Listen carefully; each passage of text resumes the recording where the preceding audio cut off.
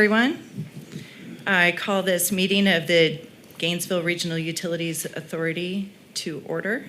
My name is Kristen Bryant. I'm city clerk, and I am the mayor's designee to give the oaths of office to the authority members. Logistically, I should approach, or should I do it from here? If you'd like to approach, Okay, please. I just want to make sure, like, sound-wise, everyone. If I'm in front of those, Can you take the mic with you? I could take the mic with me. All right, we'll start with Mr. Bolarski. Yes, please stand. Mr. Bolarski, please raise your right hand and repeat after me. I do solemnly swear I do solemnly swear that I will support, honor, protect, and defend. say that one more time. That I will support, I will support, honor, honor, protect, protect, and defend and defend the Constitution the Constitution and government of the United States and government of the United States and of the state of Florida. and of the state of Florida, That I am duly qualified and that I'm duly qualified to hold office to hold office under the Constitution under the Constitution of the state of the state and under the charter and under the charter of the city of Gainesville. of the city of Gainesville, And that I will well and I will well and faithfully perform and faithfully perform the duties of a member the duties of a member of the Gainesville Regional Utilities Authority, of the Gainesville Regional Utilities Authority, upon which upon which I am now about to enter. I am now about to enter. I am now I am now about to enter. about to enter. So help me God. So help me God. All right, thank you. Congratulations. You have to do it immediately for me. It's okay. All right, that's why I'm here for you. All right. Don't worry, I'm up next, buddy. I was about to say, just wait. Oaths of office are not easy, guys. All right. Mr. Carter, please raise your right hand. Repeat after me. I do solemnly swear I do solemnly swear that I will support, that I will support, honor, honor, protect, protect, and defend and defend the Constitution the Constitution and the government of the United and States the government of the United States and of the state of Florida. and of the state of Florida, That I am duly qualified that I am duly qualified to hold office to hold office under the Constitution under the Constitution of the state of the state and under the charter and under the charter of the city of Gainesville. of the city of Gainesville. And that I will well I will well, and faithfully perform faithfully perform the duties of a member in the duties of a member of the Gainesville Regional Utilities Authority, of the Gainesville Regional Utility Authority, upon which upon which I am now I am now about to enter. about to enter. So help me God. So help me God. Congratulations. Thank you. Mr. Lawson, please raise your right hand and repeat after me. I do solemnly swear I do solemnly swear that I will support, that I will support, honor, honor, protect, protect, and defend and defend the Constitution the Constitution and government of the United States and government of the United States and of the state of Florida. and of the state of Florida, That I am duly qualified that I'm duly qualified to hold office to hold office under the Constitution under the Constitution of the state of the state and under the charter and under the charter of the city of Gainesville. under the city of Gainesville, And that I will well and that I will well and faithfully perform and faithfully perform the duties of a member the duties of a member of the Gainesville Regional Utilities Authority, of the Gainesville Regional Utilities Authority, upon which upon which I am now I am now about to enter. about to enter. So help me God. So help me God. Congratulations. All right, Mr. Skinner, raise your right hand and repeat after me. Oh, I apologize, I skipped over one. Mr. Haslam, I do solemnly swear I do solemnly swear that I will support, that I will support, honor, honor, protect, protect, and defend and defend the Constitution the Constitution and the government of the United and the States government of the United States and the state of Florida, and the state of Florida, and that I'm duly qualified and that I'm duly qualified to hold office to hold office under the Constitution under the Constitution of the state of the state and under the charter and under the charter of the city of Gainesville, of the city of Gainesville, and that I will well and that I will well and faithfully perform and faithfully perform perform the duties of a member the duties of a member of the Gainesville Regional Utilities Authority. of the Gainesville Regional Regional Utilities Authority. That's a mouthful. It is. Upon which Upon which I am now I am now about to enter. about to enter. So help me God. So help me God. Congratulations. Last but not Sorry, save the best for last. All right. Mr. Skinner, raise your right hand and repeat it after me. I do solemnly swear I do solemnly swear that I will support, that I will support, honor, honor, protect, protect, and defend and defend the Constitution the Constitution and government of the United States and the government of the United States and the state of Florida, and of the state of Florida, that I am duly qualified that I am duly qualified to hold office to hold office under the Constitution under the Constitution of the state of the state and under the charter and under the charter of the city of of Gainesville, the city of Gainesville, and that I will well and that I will well and faithfully perform and and faithfully perform the duties of a member the duties of a member of the Gainesville Regional Utilities Authority, of the Gainesville Regional Utilities Authority, upon which upon which I am now I am now about to enter. about to enter. So help me God. So help me God. Congratulations. Thank Congratulations to you all.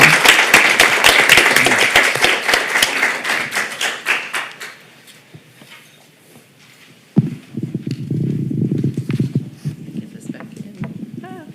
All right, and now at this time, I am going to turn it over to the GRU staff liaison, Christine Kunkel, to finish the meeting. Thank you all.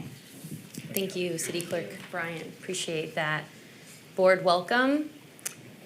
The first administrative item is item number 2020, excuse me, we just did that. The next item is 2024-426, election of officers. In the description, you may notice in the agenda, it says in accordance with Florida House Bill 1645, which became law on July 1st, 2023, the authority members must elect a chair and vice chair as their first act of official business. To aid in making the election process efficient, each board member will introduce themselves and give a short bio after I show a few slides, and then we'll see who you would like to elect as the chair and vice chair. And I am just going to ask if they can pull the slides up for us, please. Let me see, one moment. Okay, well, I'll just start discussing them while they pull them up. So just to give you an idea of what the responsibilities are for the chair and vice chair, the chair responsibilities are to preside over all meetings, preserve order and decorum, sign approved documents, discuss and vote on topics, set agenda topics and priorities with the general manager. The vice chair responsibilities are to carry out duties in the chair's absence.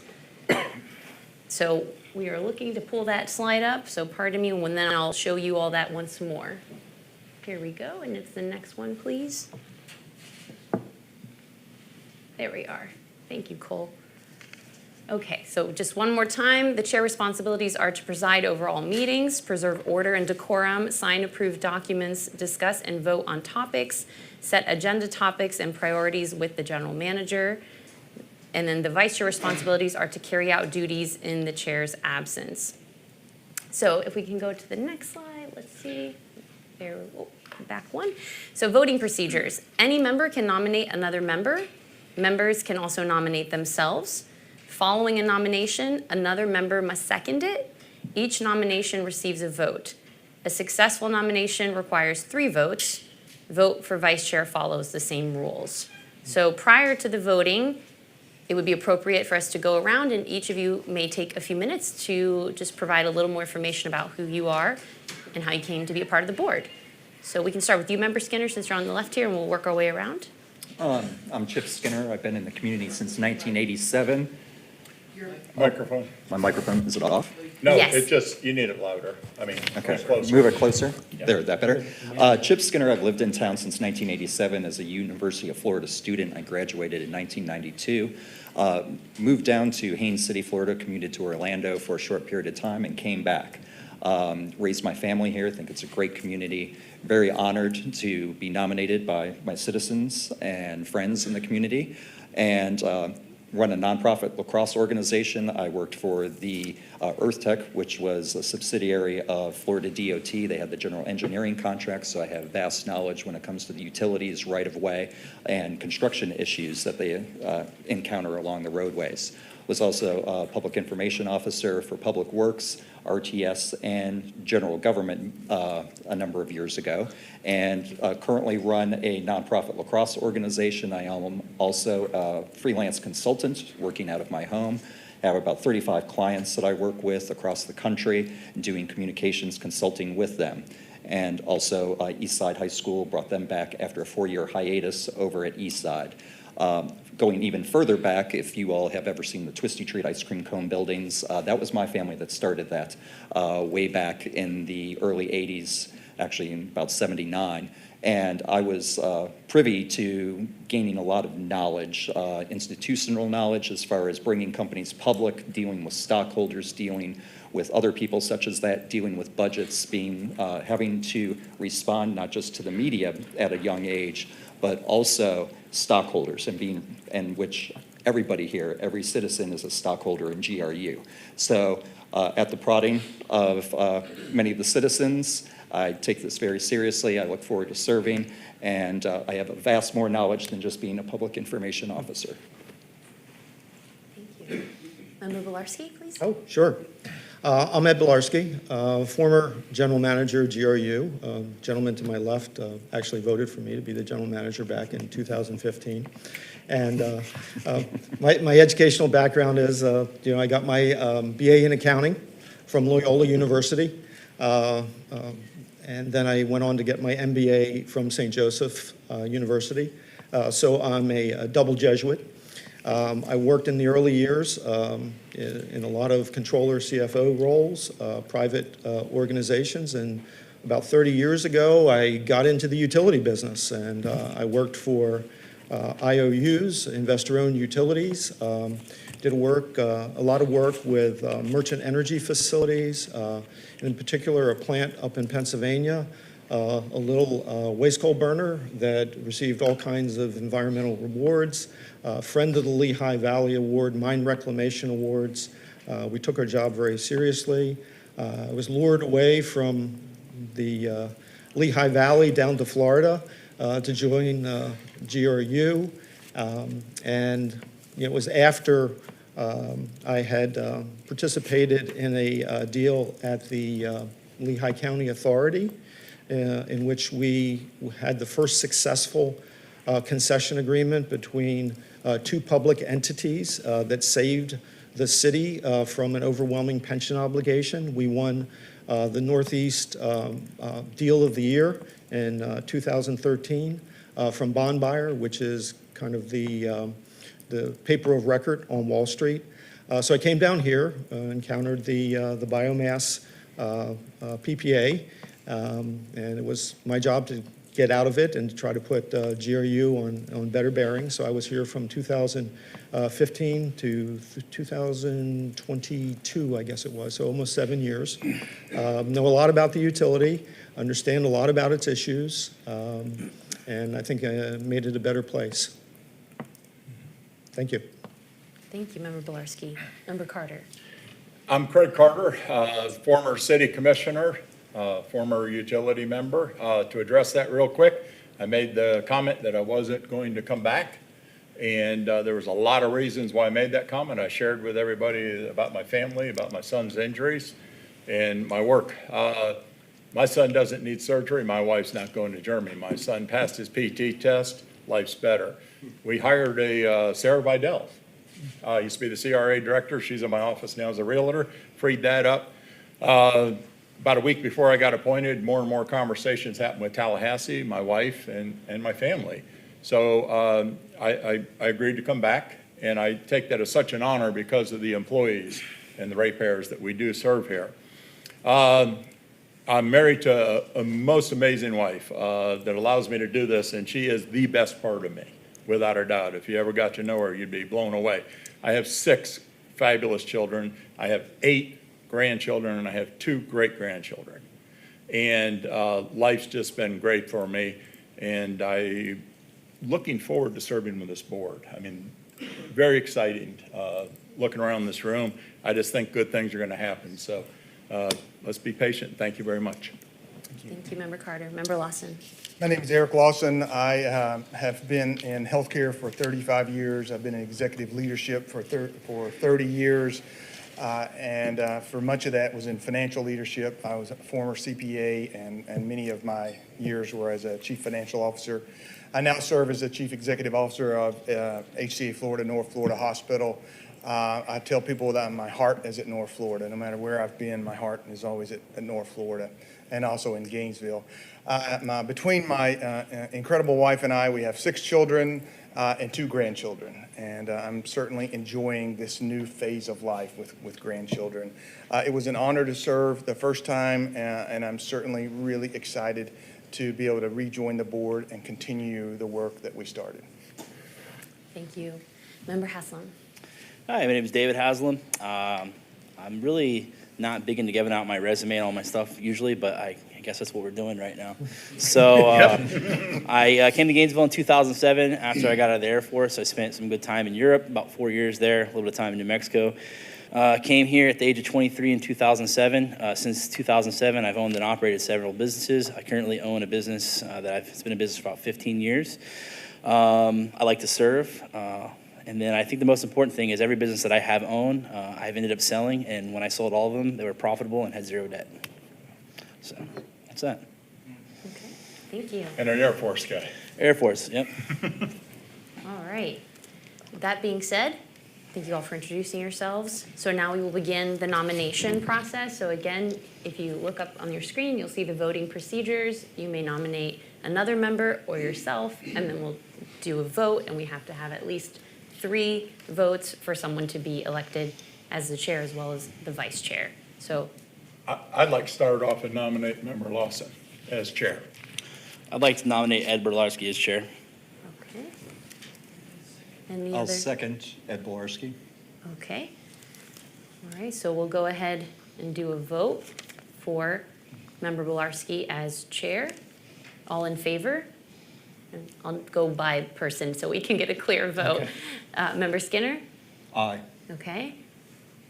Member Carter? Aye. Member Lawson? Aye. And Member Haslam? Aye. Okay, I believe the ayes have it. Do you vote on this one as well? Yeah. And Member Bolarski? What is the name? Let me think about it. Can I hear what I said again? Yes, aye. Okay, the ayes have it, unanimous. All right, so Mr. Bolarski has been elected or nominated as the chair of the GRU Authority Board, and now we will do nominations for the vice chair. Are there any nominations for that? I would make the same nomination of Mr. Lawson. I would also nominate David Haslam. Okay. Any seconds? Interesting. I'll second David Haslam. Okay. We'll move forward with a vote. And again, I'll do a roll call vote. Member Skinner for voting Member Haslam as the vice chair. Aye. Member Bolarski, Aye. Member Carter, Aye. Member Lawson, Aye. Member Haslam. Aye. The ayes have it. The vote is unanimous. So you have elected as vice chair, Member Haslam, and then Member Bolarski as the chair. Congratulations, gentlemen. Yes, thank you. Chair Bolarski, before I'm just sitting in we, the center by accident. I'm not going to move him. I'll sit here. I'm fine. Chair Bolarski, before we begin, I did just want to read, per encouragement from our security team, just the beginning of the agenda. There is a statement, and I just like to read that for the public. It says, the Gainesville Regional Utilities Authority encourages civil public speech. The Gainesville Regional Utilities Authority expects each person entering this chamber to treat others with respect and courtesy. Speakers are expected to focus on agenda items under discussion. Signs, props, posters, food, and drinks should be left outside the auditorium, except for perhaps water. That being said, we will be transitioning to the next item. Chair Bolarski, the next item is adoption of the agenda. Point of personal privilege, I guess, at this point with the adoption of the agenda. I didn't see that there was a chair's comments. So I would certainly entertain a motion to have chair's comments to begin the meeting, to change the agenda. Yeah, I would, you know how I feel about that, so yeah, I agree. So by all means, I think that we should add that, and I think what the board wants, you know, get together on the meeting, how they want to handle it. So I'd make that motion that we add chair comments, you know, just tell us where you want I'll it. second it. Yeah, I would just put it, I liked it there. yeah. Right after the adoption of the agenda, I think we ought to do some chair comments because there's going to be some general public comment, and I think they ought to hear what I have to say so that there can be that reaction. 1,000. So, Chair Bilarski, to just repeat the motion, we would like to add chair comments after the adoption of the agenda. Member Carter motioned that, Member Skinner seconded that. All in favor? You got to take public comment. Oh, I'm sorry, I apologize, thank you. Oh, Yes, that's we right. do need to Sorry take about public that. comment, thank you. No, thank you. There should No be- problem. And I believe we have our first speaker. Joe Beatty, welcome to all of you and re-welcome to the two of you. Thank you for serving. Just a comment, I'm not sure if this motion speaks only for today's agenda or for the form you're going to take in the future.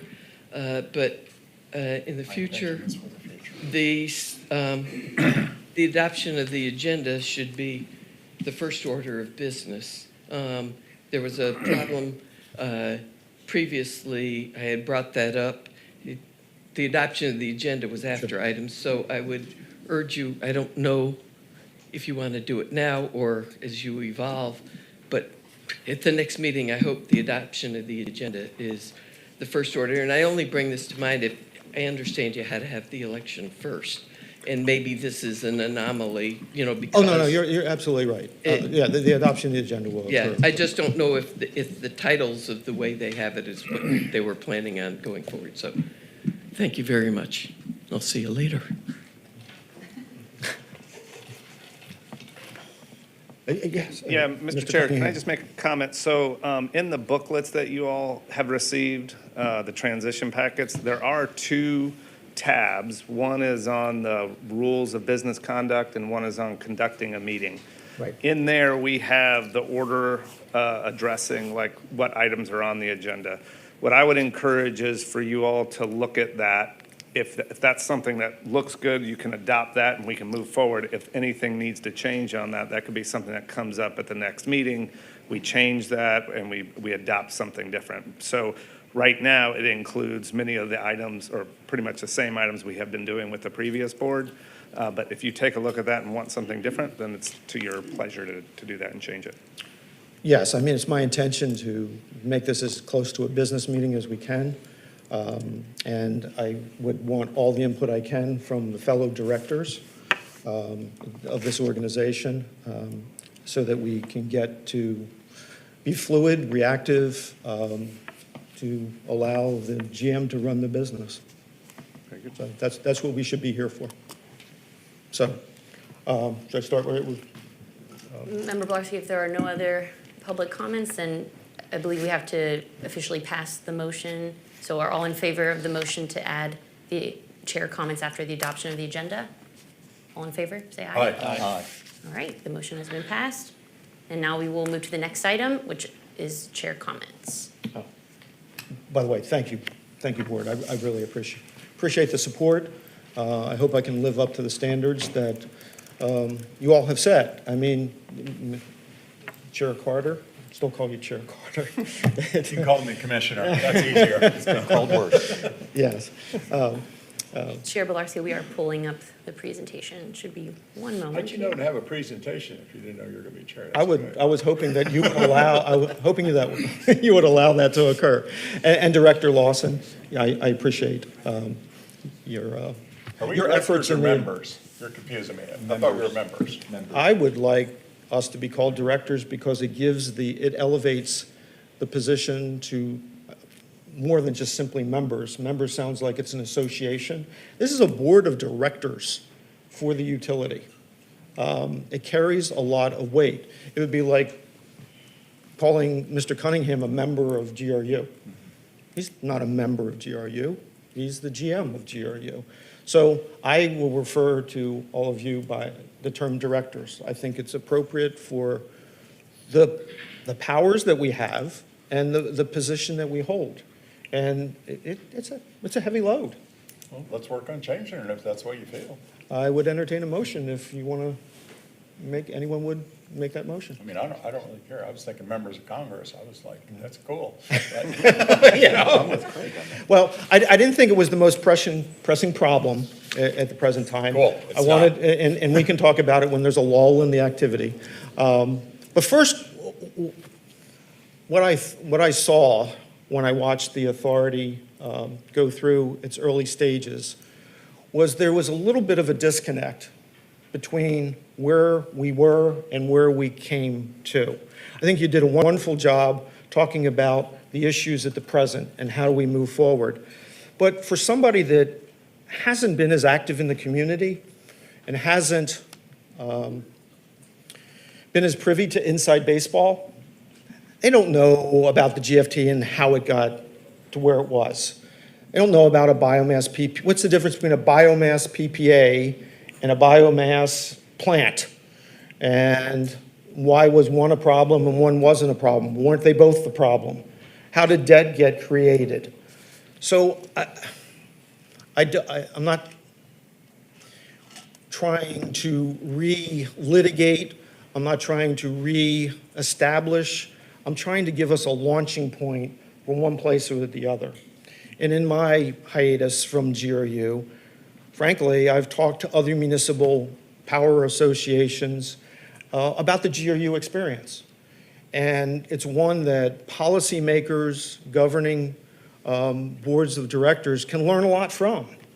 You all have learned a lot from it. So I'd like to share it from my perspective as being the one that was there. I mean, I ran for mayor.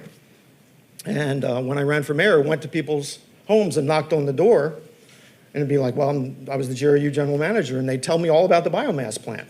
It's like, well, if you want a little bit more information, I can tell you about it because I was there.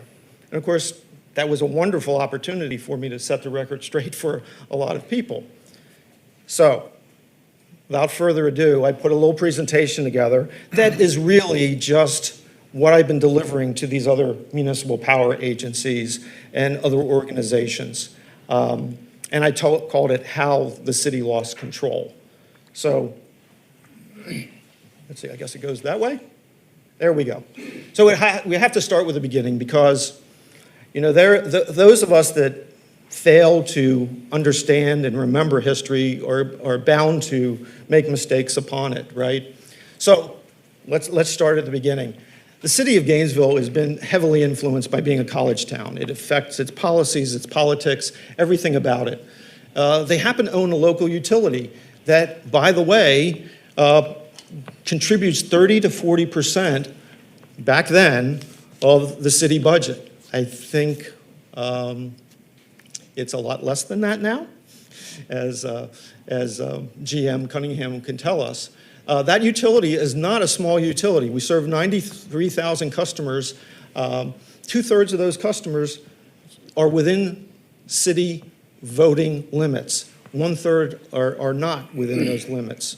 So for 100 years, GRU and the city had this balanced relationship. People don't realize that. People that move to the community now look at GRU as though, oh my God, this is a real problem. There's this battle between the city and GRU.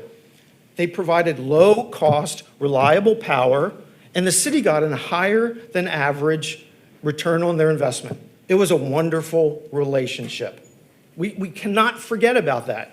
Back in the days you worked for him, Mr. Cunningham, you worked for Mike Kurtz, one of the best general managers in the country. He was part and parcel of making it a successful organization. What could possibly go wrong? Nothing could go wrong, right? Well, in 2005, the mayor, along with other mayors, signed the Mayor's Climate Protection Agreement. 2006, we instituted the solar feed-in tariff. 2009, we had a power purchase agreement. They call it a PPA. So we agree to buy power in exchange for them building a plant. So in 2009, we got into a PPA for a biomass plant. 2013, that biomass plant started commercial operation. You see the progression here. In 2018, we became the 5th city in Florida to commit to 100% renewable by 2045. In 2020, GRU was I put the roadmap together I didn't put the roadmap together, I'm sorry. They voted for the net zero by 2045 resolution. And then in 2023, we became the first city to have we had our first climate change officer. GRU had its sustainability officer. So it was all about becoming green, not with money, but with environmental considerations. On its own, that's fine, but we were an early adopter. We had early trouble. In 2006, the European-style solar feed-in tariff was granted to 400 customers that over the period of time till now, GRU has had to pay $60 million more than it would have normally cost for that generation. It's flowed out of the utility. It's also subsidized by non-solar customers. The biomass facility was a $2.4 billion obligation over 30 years. Think about that. For an organization the size of GRU, we were a $2.4 billion obligation to an outside contractor to come in and build a facility that we had to pay. That obligation was based on paying $76 million a year, whether that plant ran or not. Whether it ran or not. It increased GRU's fuel cost by 60%. Our ability to dispatch it was limited. During the summer, we couldn't bring it down. It made us run Kelly like it was a dispatchable unit. It was a peaker. It wasn't built that way. We did damage to refractory. We did damage to the facility. The same thing happened with the Deer Haven coal plant. And guess what? The PPA was unable to be abrogated. It wouldn't go away. So with bleeding edge technology came higher debt. If you look at where we were under $500 million in 2000. It still didn't by 2005 go to half a billion. We got to 860 million in 2010, and with the biomass PPA, it went to almost $2 billion in 2015. It quadrupled over that period of time with that agenda because the PPA was considered debt. It was considered ownership. It didn't matter that we thought we could get out of it or that we thought it was a lease. It was considered debt under capital lease provisions of general accepted accounting principles. So in 2018, we bought it out and we saved $250 million in debt reduction. But you can see the astronomical rise in debt at the utility. As a result, the bills necessarily increased. And this is a really busy chart. But what it is a 1,000 kW customer, kilowatt hour customer, in each one of the years, what their monthly bill would be. Back, you can see in 2005, it was down about $90 a month for 1,000 kW. In 2006, the solar feed-in tariff was adopted. And what you see is two lines there. The top line is GRU's monthly bill. The blue line underneath is the municipal index in Florida. So up until 2007, GRU was below the municipal average or at the municipal average. Once we started with the execution of the biomass PPA, building up reserves to try to get to those payments, we got to the $868 million in debt in 2010. All of a sudden, you see that gap between the municipal rate and the GRU rate. You get down into 2014, when the biomass plant starts up, we're $2 billion in debt. And then in 2015, we have the highest rate differential in the state. We're 24% higher than any of the municipal averages. 24%. It's historic. We were able to buy out the plant in 2018. The debt went down. We caught up a little bit. By 2021, we were at the lowest rate differential. We were 12% higher, but we've never gotten closer than that. So that's where the customer furor has occurred. A crisis mode set in within the community. There was a clash of visions for people that lived in the city and lived in the county. Why should we be paying for the goal to go green? 1/3 of your customers are outside the community saying, I have no ability to change that. By the way, I think this is apropos presentation today, given what the vote occurred over at City Hall today, where they had the second reading on bringing back the referendum. So I would take particular note of what's happened here under the City Commission's watch. So in 2013 and 2014, the city election, or the City Commission elections, resulted in a nearly divided governing body. You know, people like Craig Carter were elected. They were brought in. Mayor Brady, Todd Chase. Those people were brought in to change the status quo within the organization. You know, unsuccessful efforts were made to abrogate that contract. It wouldn't go anywhere. So in 2015, a new GM was hired, a guy named Belarski, some gentleman named Belarski, by a split vote, 4-3. I only had 3 goals. You made it easy, Craig.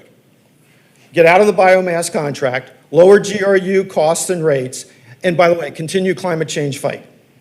And I said, okay, we'll do that. An event on August 7th changed the landscape in this community. A lightning strike hit the biomass plant. We couldn't bring them down, but nobody said God couldn't bring them down. And God brought them down. And over the next 2 years, we arbitrated, we mediated, and we negotiated. But we couldn't abrogate. And over those 2 years, I met with Jim Gordon, who was the owner of the Grec facility, which is what it was called, the biomass plant. And we negotiated because we had 3 law firms that told us we couldn't abrogate the deal. We couldn't just write off the deal. We couldn't walk away. We had to negotiate out. So on November 7th, 2017, we terminated that PPA and executed it, a new deal, and we got the biomass plant as the throw-in. It belongs to GRU. So a new era started in 2018 at GRU. We got out of, at that time, a $2.1 billion PPA in exchange for $750 million purchase price with $680 million in debt. Our annual cost went from $76 million to $38 million a year. Immediately, ownership of the plant allowed us to operate as needed for as long as we needed to do it. We didn't have to stop at 70 megawatts. We could take it to 30 megawatts. We could save the refractory at the other plants. We didn't beat up the other plants. It became the second cheapest plant in the fleet to run. We reduced electric bills by 8 to 10%. A deal was nominated by Goldman Sachs for the 2017 Deal of the Year. Would have been my second nomination for deals that I had done. The total savings was over $1 billion. That was the new era in 2018. What could go wrong, part 2? This one's a little hard to see, but the green represents the positive net earnings before GFT and contributions to the utility.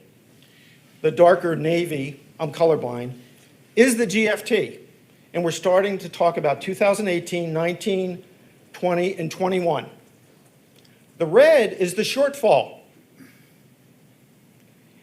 What you can see is that after the buyout, all of a sudden net earnings went down, the GFT stayed the same, and we were contributing money to the city that we didn't have.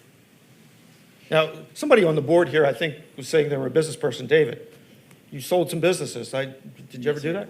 Yeah, a couple times. So a lot of people had the misconception at the time, well, GRU just needs to cut its costs. GRU's costs are too high. From 2016 to 2021, GRU's expenses, its operating expenses, grew by 0.63% a year. This is when inflation was 3%, 4%, and 5%. We made cuts. Our employee count went down by over 30 people in a time when there were growing regulations, there were more requirements. Interest on the GRU debt drove those shrinking margins. How could it not? You went to $2 billion from $500 million. So you can see, back in 2016, the interest on the debt was less than $20 million. By 2020, it was up to $60 million. That's why we can't pay the GFT. That's why we can't pay the general fund transfer. We don't have it. Sorry for the excitement. So after the buyout, here's the timeline of the things that happened. The commissioners gave back all the money that we saved. So there wasn't a pot to move forward for that declining earnings. The commissions passed the net zero by 2045 mandate in 2017 without knowing what the cost was. From 2017 to 21, needed electric rates were pushed to the side. The commission failed to heed advice to reduce the general fund transfer, leaving GRU paying. Now, and this is something you all, I think, have heard before. We paid $68 million more than what the utility actually earned. Think about that. That meant that instead of paying cash out of our coffers for capital improvements and other things, we went to Wall Street and borrowed money to make the utility a reliable organization, a reliable utility. When I talk to people at the Indiana Municipal Power Agency, the Florida Municipal Power Agency, those types of folks, they look at that and say, is that a misprint? $68 million was paid more than what you had earned? Here's the other thing. Most municipal utilities in Florida pay between 60 and 70% of their earnings as a general fund transfer. 60 to 70%. GRU was paying, in some years, almost 200%. So even if you look at the 68 compared to what they should have been paying, we probably paid more than $100 million more than what we should have. So that was a prepayment that GRU made to the city of Gainesville. We prepaid our future earnings. So in 2019 to 20, the Florida Joint Legislative Auditing Committee, JLAC, said, hey, we need to look at what's going on at GRU. They exposed the fiscal burden that the city is laying upon GRU. In 2021, the utility experienced its first double-notch downgrade from S&P. It was from any rating agency, but S&P had a double-notch downgrade. At the same time, the city commission was looking to get free internet for all in the community. In light of all that, they were still looking for GRU through GRUCOM to provide the subsidization for internet throughout the community. I was instructed by the mayor to come up with a climate change action plan. That climate change action plan was estimated at $3.6 billion. The numbers are very similar to what is going on with the IRP right now, but we're not using net present value numbers. We're looking at absolute numbers, and it's somewhere around $2 billion. So the numbers are the same for all intents and purposes. So in 2022, 2023, House Bill 1645 was enacted. It wasn't without knowing all these facts. 1645 didn't come out of the governor's office. It didn't come out of Clement's office without understanding this. This is what got the authority here. The lessons learned, and this is what I tell the folks at these agencies. The lessons learned from this is you got to focus on the priorities of the average customer, low-cost, reliable power. That's what they want. You can do surveys, and they'll say they want renewable power, and then you ask, will they pay for it? And they go, no, we don't want to pay for that. All customers count, not just the ones within the city limits. Every GRU customer has to count the same.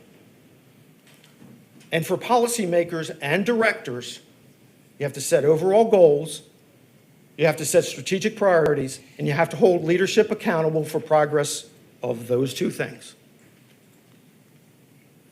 Finally, the lessons learned specifically about GRU, we can no longer afford to operate on a status quo basis. We can no longer sweep necessary resources away from the utility. The $68 million excess GFT, like I said, forced GRU to go to markets to borrow money to make capital improvements. The annual GFT must be set based on our earnings, not our revenue. What's available? You don't pay based on your gross earnings of your paycheck. You pay on what the net is of your paycheck. We have to look at the electric system. Expanding transmission access to get access to a cheaper available power.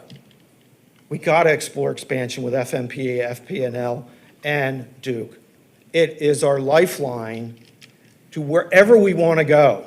If we think we have the capital to invest $3.6 billion into additional resources and not drive customers out of Gainesville, we have another thing coming. We are being bound by this net zero by 2045 mandate and building yet another IRP around it. We can't do that. And I see, Mr. Cunningham, I understand you're transitioning away from that. I will agree that you've been in an unenviable position, working for commission and then being transitioned over into this other role. And it's like, your head's on, it's revolving, it's spinning around. But like I said, the 2019 IRP estimated that price. The same numbers are there now. So the bottom line for me is the cards that GRU's been dealt require a search for more efficiencies, more reductions than an otherwise unburdened utility. GRU is incredibly unique. GRU is not like Orlando's utilities. It's not like JEA. We were given a bad hand. We just can't sit up here and say, we wish the debt would go away. We can't sit here and say, well, the GFT is down some, but the city really needs it. Well, we've got to discuss that.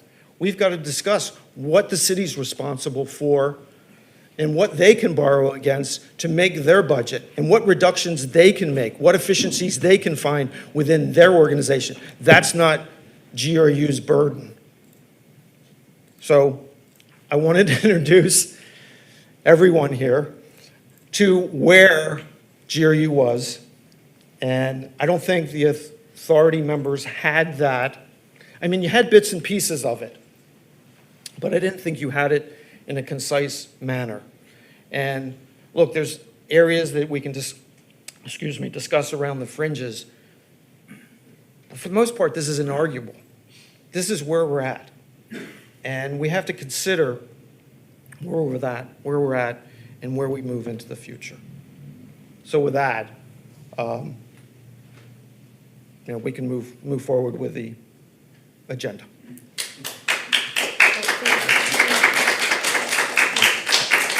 Excuse me. I think the next thing is Yes. general public comment. That's correct. Thank you, Chair. If anyone would like to speak, please go to the lectern and state your name. I'm Debbie Martinez. I'm speaking as a GRU customer and a resident who's been suffering through this ever since I've been coming to City Hall since 1994, but what broke loose after 2005. So I'll begin. First of all, I want to thank you all for serving on this board. We needed our authority back, and I'm just so excited that we can finally start working on fixing our utility and helping GRU customers. You are all here today because the Gainesville City Commission, since May 7th, 2009, ran our utility into the ground, leaving GRU customers stuck with sky-high GRU bills and GRU sitting on a mountain of unsustainable debt. GRU customers tried to reason with the city commissioners for over 15 years to no avail. We tried everything. We had no choice but to go to Tallahassee for help. After 2019, when Lauren Poe was elected mayor, the city commission went on a 5+ year hiring and spending spree on the backs of GRU customers, compounding the problems. The current city commission majority has failed to make any significant cuts to their massive staff, their lavish salaries, and their bloated budgets, and want this board to continue having GRU customers pay for their out-of-control spending addiction. Having to live within your own means is not punishment. It is competency. Instead, they want to use fear tactics in order to keep the general fund transfer flowing into the city. You will probably continue to hear citizens telling you that all municipal utilities in Florida have generous general fund transfers to their city. What they do not say is no other city in Florida has abused that privilege like the Gainesville City Commission. And thank you again for your kind attention.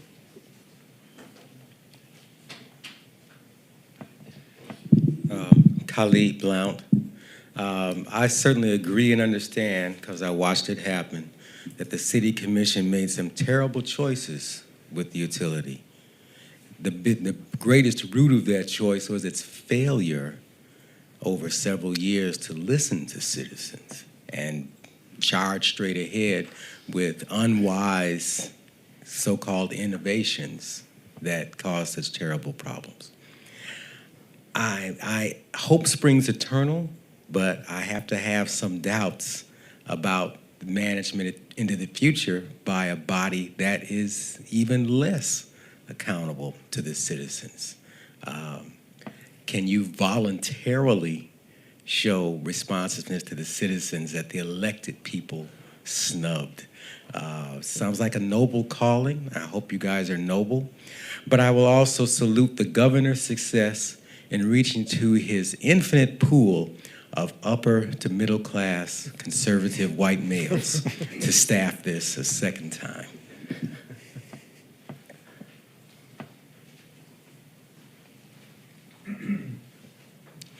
Good evening, Angela Castile. I want to say thank you to all of you for serving on this board, even if I don't agree with some of them. However, thank you all. And I know that some things have come out, and I would have to say that not a one of us in this room have not made some mistake or another. So I appreciate every one of you. Thank you.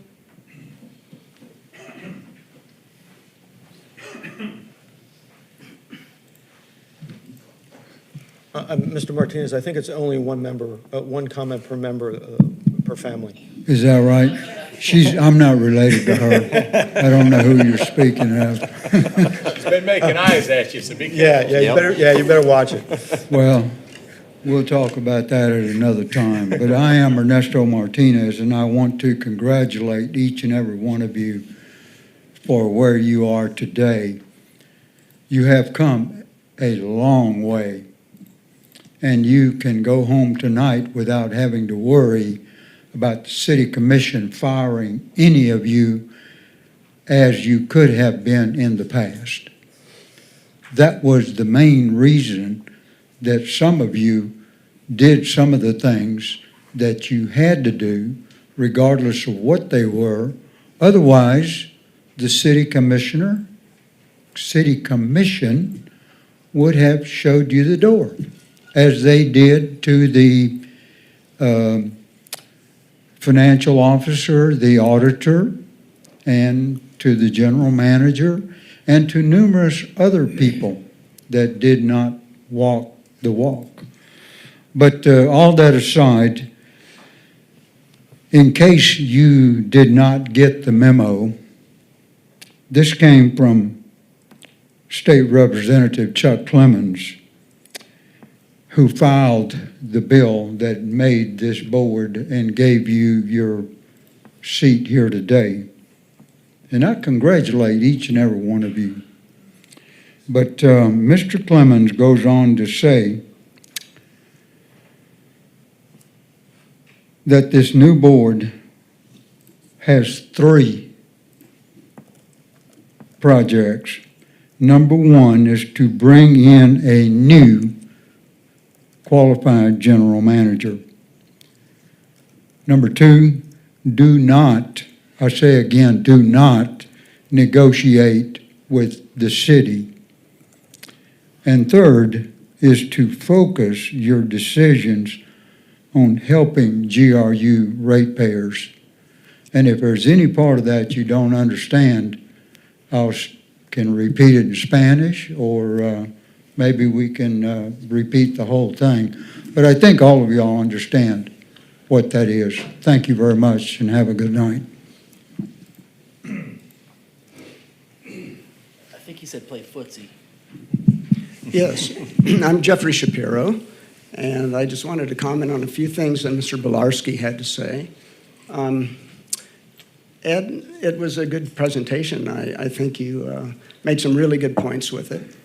I supported your attempt to convince the commission, and successful attempt, to purchase GREC from GREC and make it part of the city in all respects. I remember that, and I appreciate it. And I thought that, that it was quite possible that we had to go to FPL and other outside sources for our energy rather than building our own plants. That may have been a solution. But I thought you presented that rather poorly because you demanded that the commission make an immediate decision to purchase from FPL by investing in their trunk line that would supply Gainesville with electricity from FPL. So I thought that was not a very good decision on your part, and it was part of what inflamed relationships, I think, between you and the city commission. So there's a lot that I don't understand, especially about finances. But I do think electricity is a big part of all that, for sure. But you have to consider it as part of a system that provides us with everything we need in terms of resources, with water, with sewage treatment, with stormwater runoff.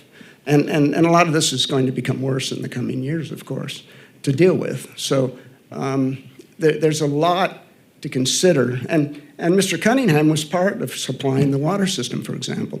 He has a more well-rounded perspective than a lot of the electrical people. So a lot of the electrical people are gas people, and gas is becoming much more expensive, much more fluctuating, and is bound to be reduced in use in the future. There will be cheaper sources. There are cheaper sources because you don't have to pay for the fuel. And I've pointed out several times that fuel costs are a big problem. So renewables in the long run will make a big difference. And that's bound to happen. It's just economics. Anyway, thank you. Appreciate your service. I appreciate your support. I will tell you that the passive solar that you're talking about, there is still a payment for that. You've got to convert solar energy into electrical energy. So that certainly doesn't happen. Gas prices have went back down. They've settled down. And for every kilowatt of solar energy, it's got to be backed up with reliable power so you don't get rid of the big plants. So you're comparing marginal cost to total cost. And you see it every day in the news media. They talk about the solar plants are doing X, Y, Z. They don't compare what the average cost of power is on a total cost basis. So while I understand and appreciate your support, I won't allow those misstatements to continue as though they're truth. They're not. Solar is only compatible with fossil fuel reliable power when it has its own battery, because GRU is the battery, and nobody wants to pay for the battery. I mean, all you have to do is go on a continuum for there being no solar versus 100% solar. And if there's 100% solar, what's GRU collecting? Nothing, but what's it providing? 100% of the battery for that 100%. So where on that meter do we go? And that's why I believe Mr. Cunningham and the prior board looked at the net metering and said, wait, we have to think about that. I acknowledge that was really a great accomplishment that you put forth with, getting GRU for future deals, not to subsidize, the solar contracts. GRU is the battery. So I appreciate where you're coming from with it, and I appreciate your support. I'm sorry, you still have the full time, the 3 minutes there.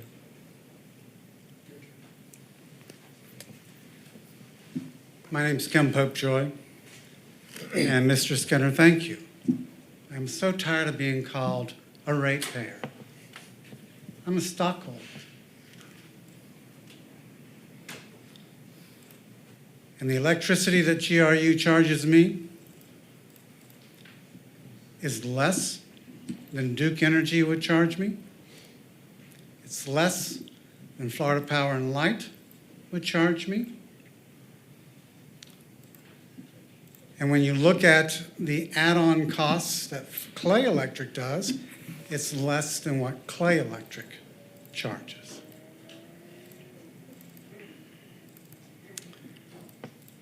We all recognize that there was a huge mistake that was made with the biomass plant. And we do have to dig ourselves out of that hole. I hope that this board will recognize that A, you're working underneath an illegitimate law. It did not pass by state charter laws.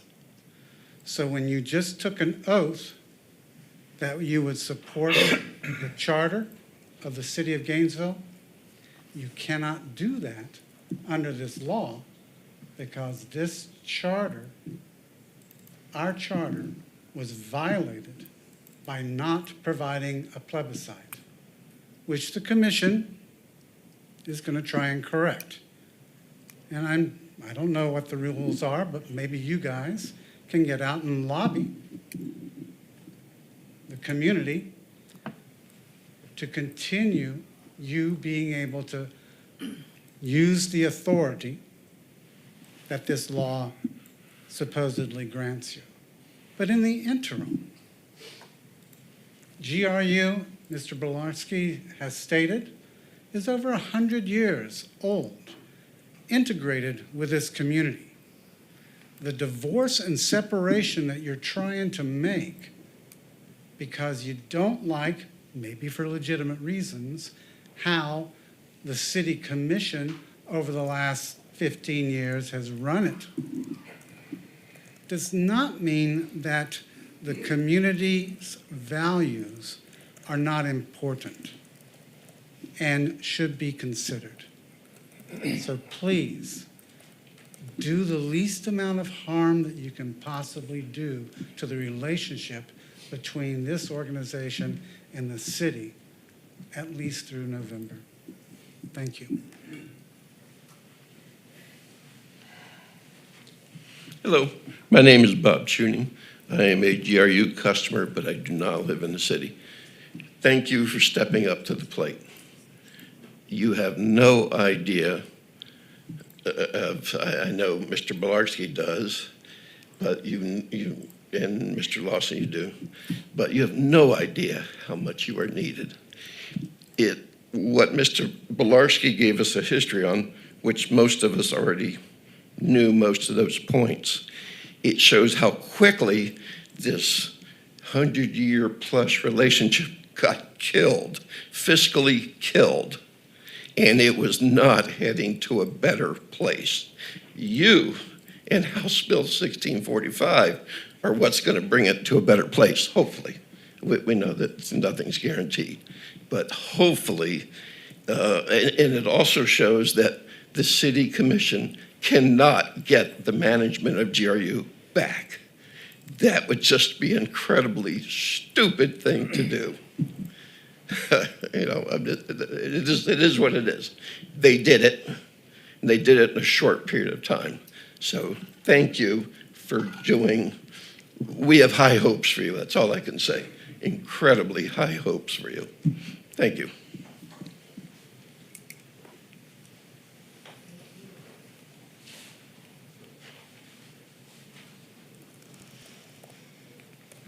Good evening again, Joe Beatty, and once again, thank you for your service. Mr. Bilarski, I wasn't expecting that kind of presentation. I wish I had had that information when 15 years ago I was trying to inform the community and trying to get them to vote for different commissioners, trying to get the commission to make different decisions.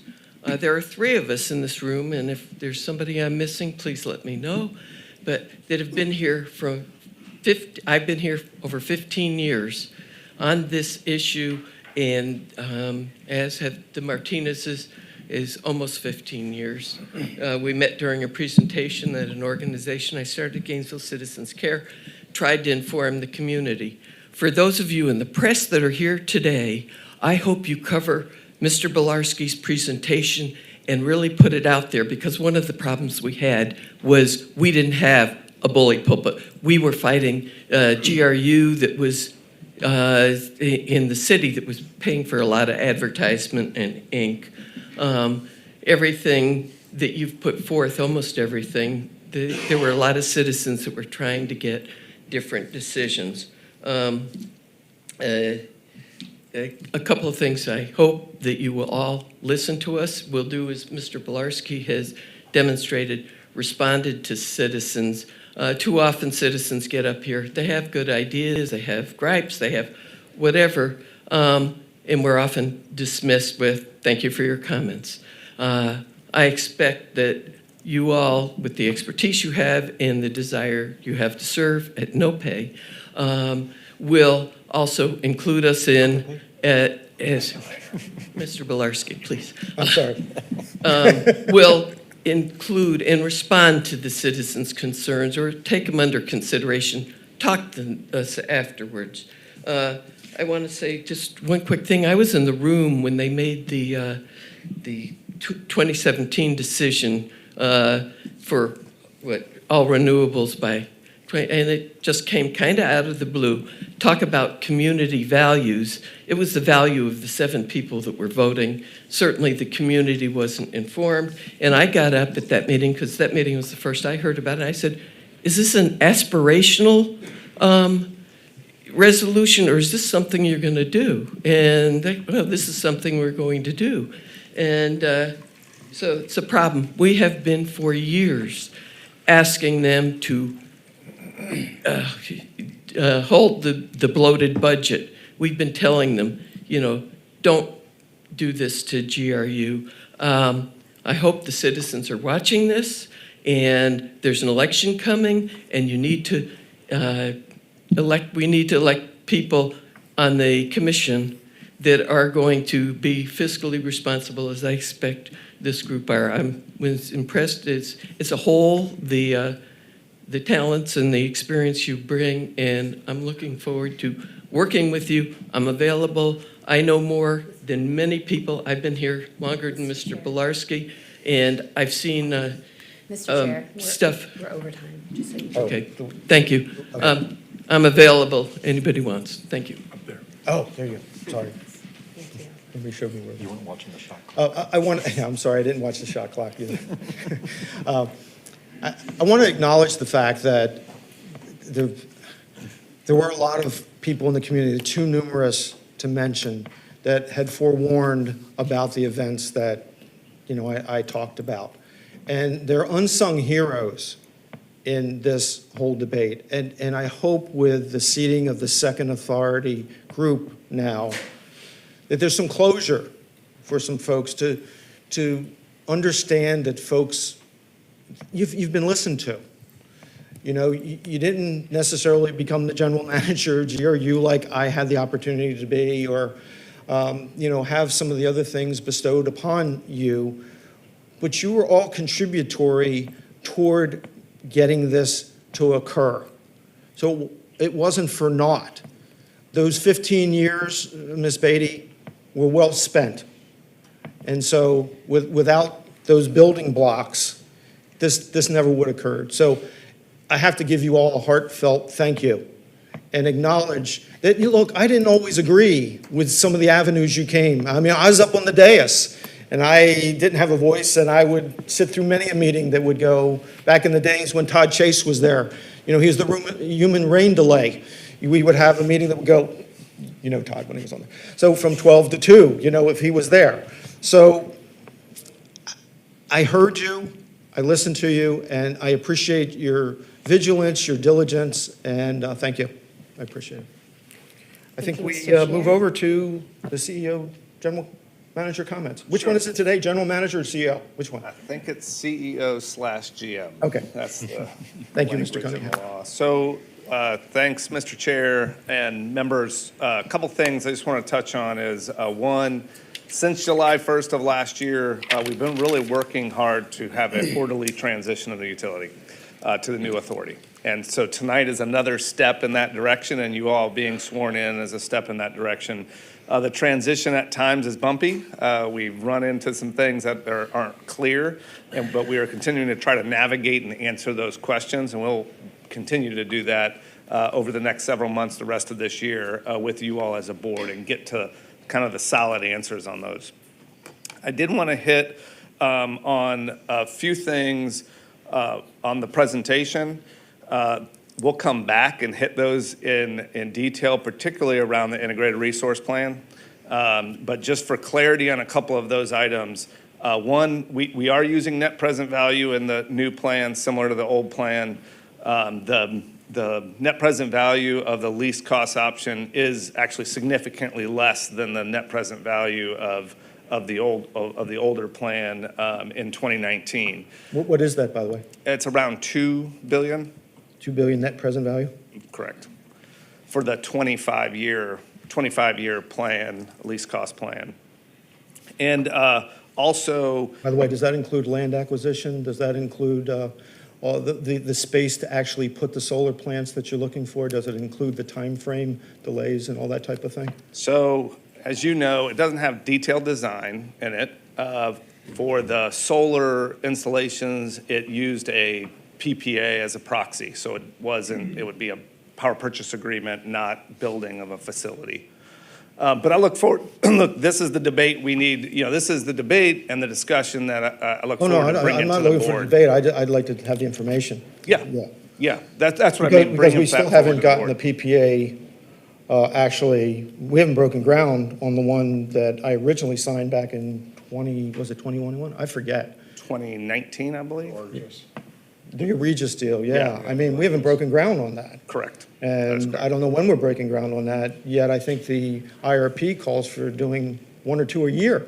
Mm-hmm. Yep. How the heck are we going to do that?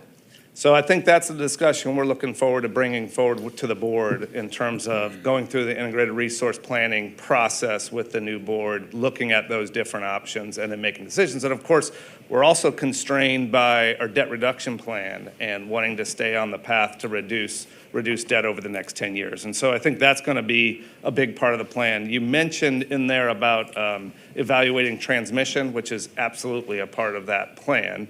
To moving forward. And then also you mentioned about net zero.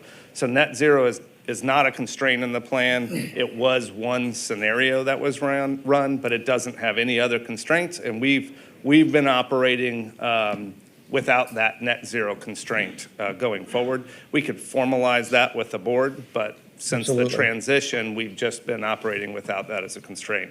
But I think a number of the things associated with an integrated resource plan will be high priorities this summer as with the board and we bring the board along in that process. I'm sorry to interrupt one more time. Yeah. Has that $2 billion NPV, has that been passed through to our financial advisor, PFM, or through BFA, Budget Finance and Accounting? They've opined on that $2 billion? We're in that process right now. So they're getting and finalizing the information to run through our financial So as of model. yet, they have not?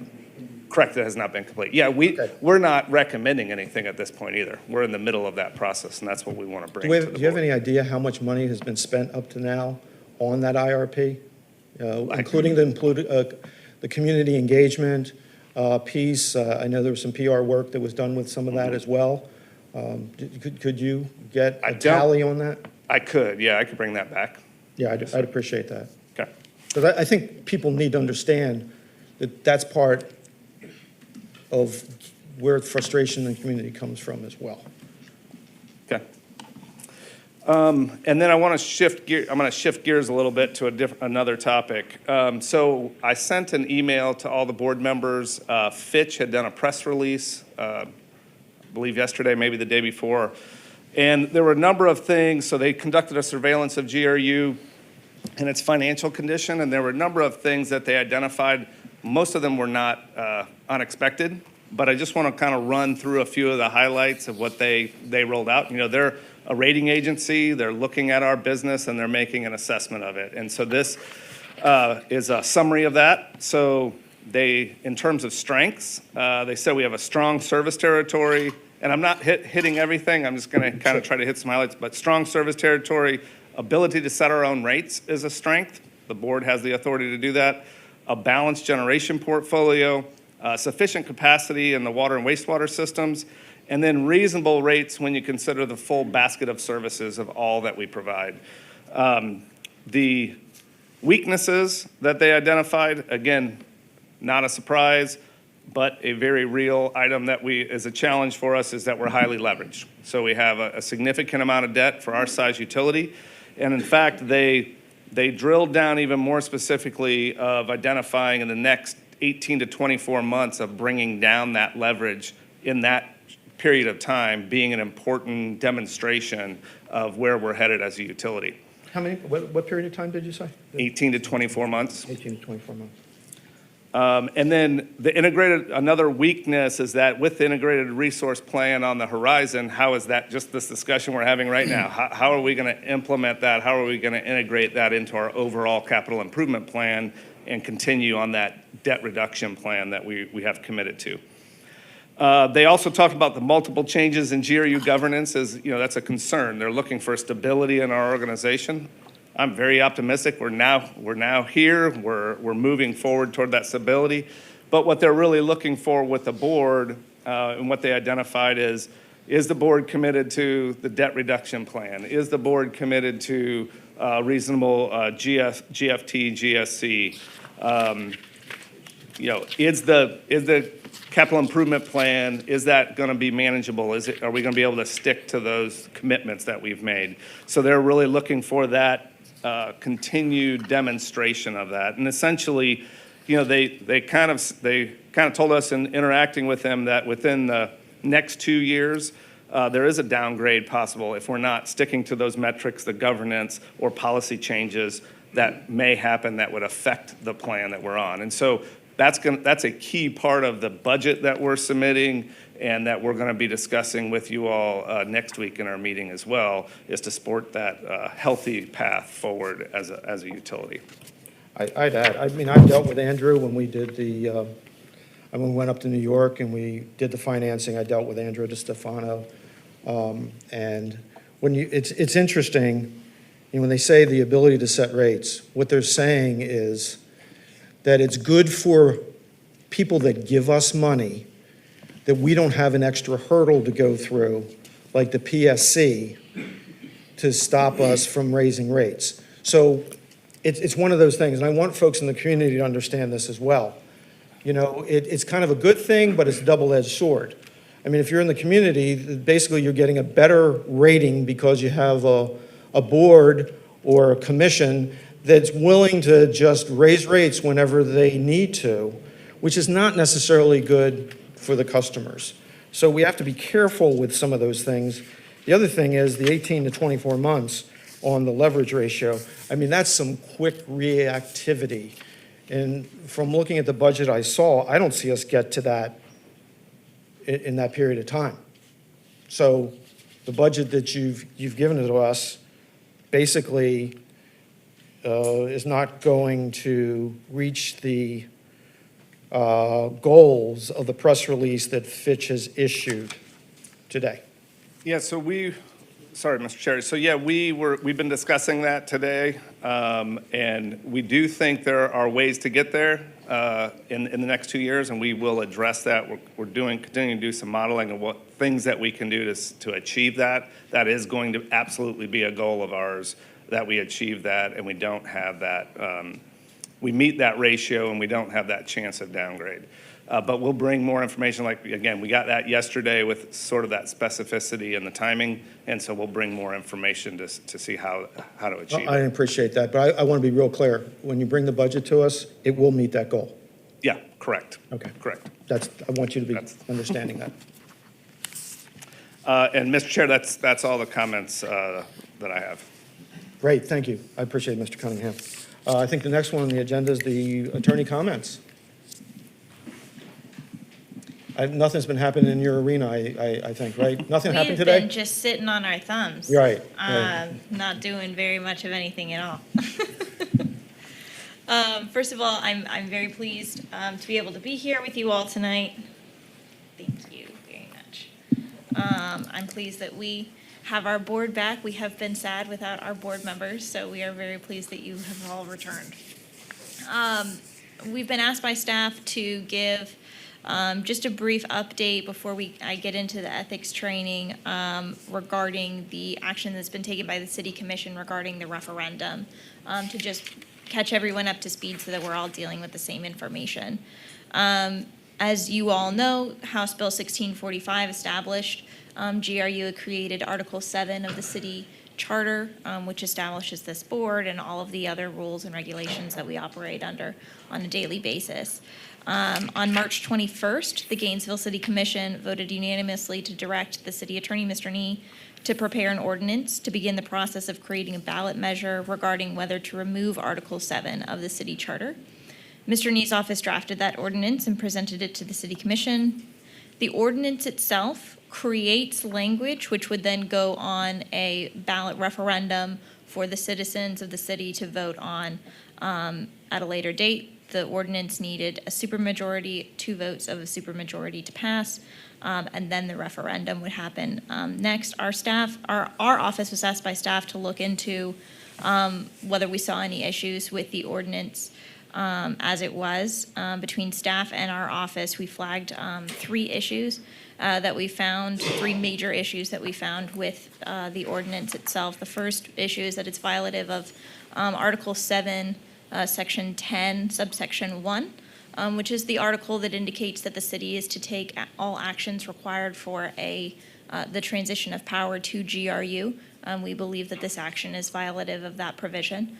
The second major issue is that we believe it's violative of Article 7, Section 10, subsection 2, which is the provision which indicates that all charter provisions, all ordinances, resolutions, et cetera, that are in conflict with the Article 7 Article 7 prevails over all of those. So we believe that this ordinance is in conflict and that it is therefore violative. And then the third issue is regarding the ballot language. We believe that it's unclear to the voters what the ballot initiative actually does. And so it's violative of state law for those reasons. It's my understanding from conversations with staff that these issues were presented to Mr. Nee, that they were discussed with him, and it was asked that he bring up these counter arguments to the ordinance at the city commission meetings. It's my understanding that Mr. Nee does not agree with those counter arguments and did not wish to bring those arguments to the commission. So staff asked that our office attend the city commission meetings, which we did, and presented these issues. The first reading of the ordinance was scheduled on May 15th. Of course, our office attended, brought up these three issues. The commission subsequently voted unanimously to pass the ordinance on the first reading. The second reading, as you all know, was held today at a special commission meeting at 1 o'clock. Our office also attended that meeting, made the same arguments, and the commission subsequently voted unanimously to pass it. The ordinance calls for the proposed amendment to be placed to a vote of the electors at the next general election, which is November 5th. The city clerk has been tasked with delivering the adopted ordinance to the Alachua County Supervisor of Elections by June 15th, requesting it to be placed on the November 5th ballot. So that's the update I have for you on that super fun issue. Well, yes. Mr. Chair, if I may, this is something that is near and dear to my heart. I think we need to really get with Mr. Cunningham and talk about a public education campaign in regard to this ordinance that will be appearing in the ballot. I would concur. I don't know if you're looking for a motion here or just you're talking about. Just talking and putting it on everybody's radar at this point. Okay. Director Carter? Yeah, also, back to the three concerns you have, that's what we discussed. And it goes back to, we need to get, obviously, the legislators are aware of this, what's going on. I'm assuming they're in agreement with you on the referendum is a violation. That's my understanding. So I have a question, and I'm not trying to put anybody on, so don't hate me later. So can I ask Mr. Nee to draw up something for us that counteracts that? That's that pin and needle, that's what I'm saying. I mean, so right now, I'm in a utility that has a problem, and that's, and I'm not trying to pick on anybody, but that's, who do we go to for an attorney right now? I need to know that, because as a board, we've got to go into self-preservation mode. And we were charged by a law. So I need to know which attorney this chair and that vice chair can go to and say, here's what I want you to do after a vote from this board. So I need that answer, please. Yes. Well, but I would say that I don't think that our attorney is saying that we need to do anything at this moment. I will tell you that I will be calling the governor's office tomorrow. That's my point, Chair. Okay. Yeah, and that is, could you? That we've had the argument back and forth, do we need our own attorney or not? And that's what I'm saying is, in my opinion, it puts Mr. Nee in a very bad position, which is, I respect him wholeheartedly, but that is why I think this board needs some counsel in this particular situation. So I can look at counsel and say, do this on my behalf. You know I'm a little slow. No, you just haven't been at every meeting. I respect that, Chair. But I'm sorry. So to add to Mr. Skinner, one of the things that I would maybe ask the general manager and staff to do, I would like to see sort of a risk analysis that if this ordinance were to pass, what would be the implications by our rating agencies, and what would a downgrade impact, not all the way down to our customers? So if this were to pass, what's the risk that we would be downgraded? And then if we were downgraded, what would be the cost to GRU and ultimately to the customers? And I think that needs to be put out into the public so that everyone understands that the bond and rating agencies are watching us, and they are looking for stability, and this would be the exact opposite of stability. Yes, I agree with where you all are coming from. It's a kind of a little different look at the issue as you're peeling back the onion a little bit. I think most of the direction needs to come from the governor's office. I mean, I really have to get in touch with the governor's office and ask where they are going with this, because we're in the unenviable position that we are the city. So, we're going through a bond validation right now where we're saying we are the city. We're one and the same. So to enter suit, it sounds, if we were to enter suit, we would have to go the opposite way of the bond validation, which I don't think is in our best interests. But the points you're making are correct. We need our own attorney. We need to look at the PR element of this and the risk analysis of that. So I concur with moving in that direction, yes. So, Mr. Chair, just with that, and members, so we'll move forward. I think we can start addressing each of those topics and bring that back, excuse me, bring that back for discussion. Yeah, that's an ASAP kind of situation. The one thing that you didn't mention with this, and I think people need to understand this, is the referendum that is being filed, there would no longer be a general manager of the utility. Right.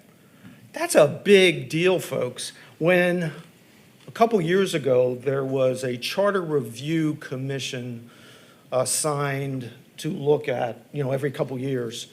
They got a group of folks in the community and they said, we have too many charters. So we don't need a utility director any longer. Somebody in a management role can report to the city manager. We had a lot of folks from the Florida League of Cities, FMPA, FMEA that came in and said, there's this dynamic tension that exists between a general manager of a utility and a city manager. You want the city manager to say, hey, give me that general fund transfer. The utility's saying, hey, we can only afford so much. And in a normal world, in normal cities, that usually results in something being done that's reasonable. It didn't happen here in Gainesville. When I was arguing with the city manager that we couldn't afford it, as I showed in the slides, they basically said, get in a room and work it out, until we couldn't, and they came up with a charter review. It failed, but this is an end around on that charter review. They're trying to do it by referendum. And that's why I believe in the language, it doesn't talk about the removal of the general manager, reporting to the city manager. Come on, folks, that needs to be part of what you are voting on. It needs to be clear language. You're obfuscating. You're going back to the presentation days. You can't do that. Okay, I'll calm down. Thank you. Any other questions of the attorney? All right, Mr. Chair, I have no additional comment until we're ready for the next item. Okay, thank you. Mr. Chair, the next item for business discussion items is item 2024-427, the overview of sunshine law, ethics, and public records. This is the one I've been waiting for. I'll predicate this presentation with a couple of things. One, our office holds routinely every year an ethics, sunshine, and public records educational course at our office. All of our municipalities are invited to that. That occurs between October and December, depending on everyone's availability. So you all will be invited to that. This is sort of the less fun, more condensed version of that presentation that we give. To that point, I won't hit on every slide. You have all of the slides in your packet, presents all the information that we present in our 4-hour presentation. I will not make this presentation 4 hours.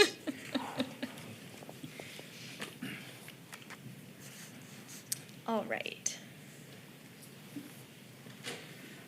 Let's see if I can figure this out. Oh, I can. Goodness.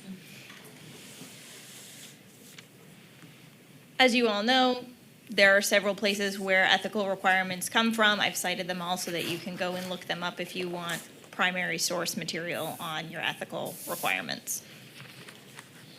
There are many, many resources. These are the Florida Commission on Ethics. If you have any questions about, is this an ethical violation? Should I do this ethically? They are a great resource. They will provide a written advisory opinion, and then you can always contact our office as well, and we can assist you with those decisions. So anytime you have any questions about anything, better to call and ask than try to ask forgiveness later. The Commission on Ethics essentially is exactly what it sounds like. They investigate and decide on complaints and make penalties where necessary. Generally speaking, there are several categories of conduct which are most often seen as ethical violations if you sort of categorize them: misuse of public position, disproportionate benefit, willful failure to file, that's regarding your forms that are required, voting conflicts, conflicts of interest, solicitation of or acceptance of gifts, unauthorized compensation, and disclosure or use of certain information. Again, I won't touch on all of these. If you have any questions on all of them, I'm really just going to hit the highlights. Misuse of position is exactly what it sounds like. If there is an instance in which you are going to secure a special privilege or benefit by nature of your vote on this board, then we really need to discuss that before you make that vote and really see what needs to be done. Potential penalties include civil penalties, and it can go all the way up to impeachment and other sort of things that you definitely don't want to occur. Nepotism, right now, don't employ or appoint, promote any relatives. Specific relatives are defined further. I'm not going to go through the whole list. You can be fined, you can be demoted, you can have civil penalties. There are a lot of consequences. Voting conflicts of interest. If you have if you're present at a meeting in which an official decision, ruling, or other official act is to be taken or adopted, you may not abstain unless there is a potential conflict of interest. And that occurs in the context of a quasi-judicial proceeding as well, which you all generally won't see. I've included the exact language from the statute to the extent that you're interested. I won't read it all. You have a specific form that you have to file if there is a conflict of interest and you abstain from voting for those reasons. And our recommendation is that you then step off the dais if you want to comment on that, and then not take a vote on that issue if you have a conflict. Special privilege or private gain. So you essentially have to make a determination of, obviously, most of you, all of you are ratepayers. The decisions that you make on this board will impact, obviously, your rates, but they will also impact all of the ratepayers. So that's sort of the difference between a special gain and a general gain. If everyone is benefiting in the same way and you don't have a special benefit, then it's not a voting conflict.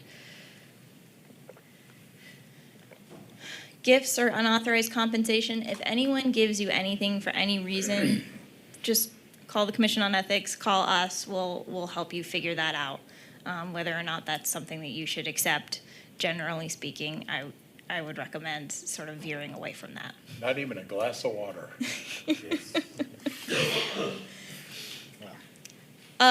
Obviously, many of you, all of you, have interests that are outside of this board, so to the extent that any of your personal businesses or agencies are affiliated with any vote that comes before this board, then that's something that needs to be disclosed, and it would likely be a conflict of interest. And so please just do make sure that you disclose that, talk to us about it before the vote, and if there's ever any question, the Commission on Ethics can assist you with that. Insider information, I'll leave this up to you. I'm not going to go into all of this information, but don't use anything that you learn in privacy on this board for your personal gain. Sunshine Law. I've included the statutes, I've included the Constitution, all meetings in which official acts are taken or public business is transmitted are public meetings. They're open to the public at all times. This is very different. I know that a lot of you are used to sort of more private meetings, and so this is definitely a change of scenery, I think. It certainly was for me when I first started as a municipal attorney, so it is definitely a change of pace, but everything is public. All of your emails are public. We'll get into that. So just really think everyone knows everything all the time. Reasons for the sunshine, I won't go into this. I think it speaks for itself. It keeps the public informed. You have to give reasonable notice of all meetings. All of your meetings have to be open to the public, and your minutes need to be recorded and made public. Christine takes care of all of those wonderful things for you because she is a star. You have to give reasonable time, manner, location, etc. for your meetings. Again, this is something that Christine handles for you. Something that I want to make clear is when you all are, a common misconception is that you all can never speak with each other about anything outside of these meetings. That is not true. The rule is that you cannot speak about GRU business or business that may become GRU business outside of the meetings. If you all call each other on the phone because something has happened with someone's wife or you want to ask about a personal issue, right, that is not a violation of sunshine law. So I really just do want to make that clear. To the extent that any of you were friends before this, you can still remain friends. It's not that you can never talk to each other. Question on, and I don't know if this is in this area, you're going to cover it, but if I'm in the grocery store and someone comes up to me and starts asking me about a project coming up or something that could benefit them, my habit's always been to disclose that at the next open meeting. Just say, by the way, I saw Mr. Smith, which owns the construction company, he or she approached me. Is that That's the best best way? practice. Because I know you can get in trouble for that. Yep, absolutely. As silly as that is, but, so that's, okay. Yep, absolutely. So then, again, just to reiterate, you all can, the only restriction on you all talking to each other is talking about business that is before you, could come before you, or is affiliated with GRU, but you can obviously ask each other how you are, and if you run into each other at the grocery store, you don't need to run to the other side. There are several requirements regarding what's open to the public. I'm not going to go into all of those requirements. Essentially, always make sure that you have time allocated for public comment. Always make sure that if there is, that you are keeping with the same requirements for all public comment. So it needs to be content neutral. Just because someone may be saying something that you don't agree with doesn't mean that the time changes for them. And then you obviously all have rules that you'll be able to read in your business meeting packet that Tony pointed out earlier regarding the criteria for how the meeting is run. So that allows you to sort of keep the meeting running in an efficient manner, but also still allow the public to comment on every issue. First Amendment rights do exist. We need to be aware of them. This is where that content neutral approach to public comment and other comment comes into play. Your minutes are taken care of by Christine. Always make sure that you review the minutes once the minutes are published and approved. They are the minutes that exist, so it is an important task for you all to go through and make sure that you feel the minutes from the previous meeting are accurate. Anytime that two of you are gathering, two or more of you are gathering, and you are discussing matters that may come before the board or that are before the board, then that is a public meeting, and that requires notice to the public. It requires it to be open to the public, and all of those good things. So that's why we say that you are, you're allowed to talk about other things, just not about GRU business. I think that we hit on most of this, but some things that often come up is it's not just face-to-face meetings, it's not just phone calls, it's memorandums or letters that you send to each other, emails and text messages. For purposes of this board, we always talk about daisy chaining, and all of our municipalities. Daisy chaining is essentially when, for instance, Member Skinner would tell Tony, hey, I'm going to vote a certain way on this issue, and Tony would then call Chair Bolarski and say, oh, well, Member Skinner is going to vote on this certain issue this certain way. So that would be daisy chaining. Tony can't tell you how any other member of the board is going to vote or what their opinions are on any other thing. He can just dispense information to you. Your social media posts, I'll get into this a little bit more with public records, but even if you are communicating with each other over social media, that is still a meeting. Broadly construed, sunshine law, exceptions are narrowly construed, it is always to err on the side of caution is the best advice that I can possibly give you. If you have any question at all, err on the side of caution. Collective bargaining agreements are exempt from the sunshine. Any litigation is exempt from sunshine, and then obviously social functions like we discussed, but no discussions of entity business. This is a case that I won't go into. If you're interested in it, you can read it. I included 2 cases here.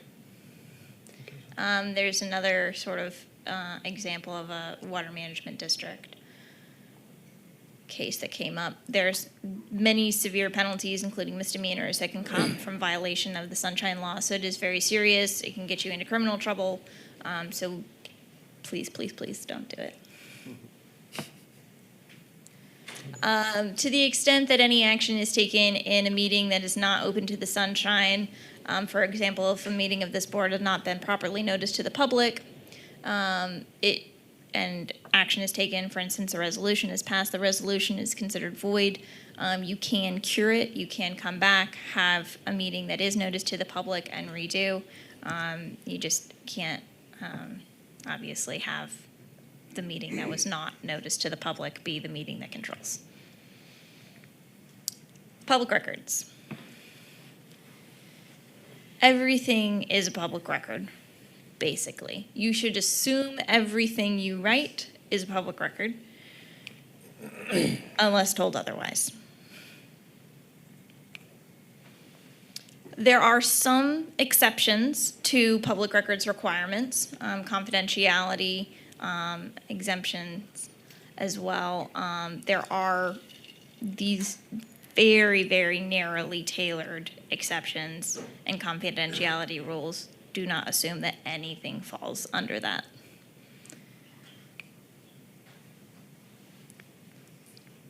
I think I covered that. EMS records are confidential, so security numbers are confidential. Work papers related to internal audits prior to the finality of the audit are confidential records, not subject to the sunshine. Obviously, audit records then become final and are made available to the public. Notes that you make to yourself do not fall into the definition of public record, but they must be for your own personal use and not intended to communicate or formalize any knowledge. And then if they are used to generate another document or distributed, then they are a public record. So to the extent that you make any notes to yourself, that's fine. If you are using them in order to perpetuate or communicate an idea to someone else, then they do become a public record. So just keep that in mind. There is no exception for unfinished business or draft exceptions. These are commonly, I think, a common misconception when it comes to public record. Even if it's unfinished, doesn't mean that it's not public record. Social media is a public record. Please do not delete any of your social media posts to the extent that you are discussing anything related to business. You may consider having a public or a private account, and then make sure that it's always best practice to send it to your official email, and that way you keep your personal email insulated from authority business, and that sort of keeps you a little bit more clear. And if there is a public records request, it helps you in getting access to the documents that you'll need. Don't talk to each other on social media. I think it speaks for itself. Violations of this can be punished pretty severely, and it is a very common trend nowadays. We are seeing it a lot in a lot of municipalities, that there are these fines levied, that there are these violations, because it is sort of a pretty uncommon thing for people to think about their social media as being public business, but it is. Text messages discussing public business is a public record and must be retained. So I don't know if you all have your phone set up such that the text messages come in or deleted after 30 days. Change that if you do, and you're discussing public business, because you do need to retain any text messages that you send that have anything to do with public record. You can screenshot them, send them to your email. Best practice is to have a separate phone number that is associated with public business versus your private business. And it allows you to, again, similar to your email and similar to social media, to sort of insulate your private versus your public communications and assist you in being able to procure the records that are requested in a public records request.